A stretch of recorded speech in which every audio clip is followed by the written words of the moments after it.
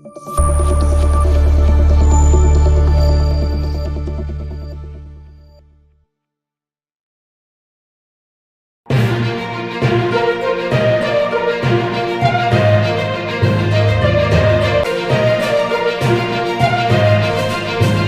মরার ম্যাচে খুলনার সংগ্রহ 187। ধামাকা 2020 নিউজ।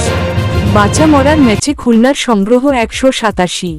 বিপিএলের চলতি আসরে টিকে থাকতে হলে বরিশালকে হারাতেই হবে খুলনাকে। এমন সমীকরণের ম্যাচে টস হেরে প্রথমে ব্যাটিং করে 5 উইকেটে 187 রানের সংগ্রহ পেয়েছে মিরাজের দল। ওপেনিংয়ে মোহাম্মদ নাইম এবং শেষে ব্যাট হাতে ঝড়তাইলেন মাহিদুল ইসলাম। মিরপুরে টস হেরে ব্যাটিংয়ে নেমে শুরুটা ভালাই করেছিল খুলনা। নাইম ও মিরাজের ওপেনিং জুটি থেকে আসে 47 রান। এবাদতের বলে বোল্ড হওয়ার আগে মিরাজ করেন 18 বলে 29 রান। পাওয়ার প্লের পরও খুলনা তাদের তাণ্ডব চালিয়ে যায়, তবে 50 করেই আউট হন নাইম। ফাহিম আশরাফের বলে আউট হওয়ার আগে নাইমের ব্যাট থেকে আসে 51 রান।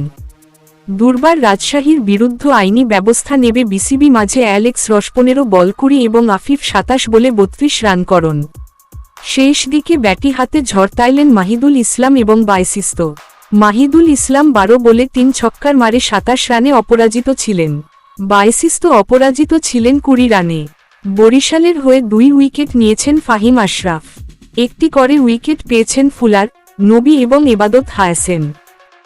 আপনারা দেখছেন ধামাকা 2020 নিউজ। চ্যানেলটাকে লাইক, শেয়ার, কমেন্ট করবেন।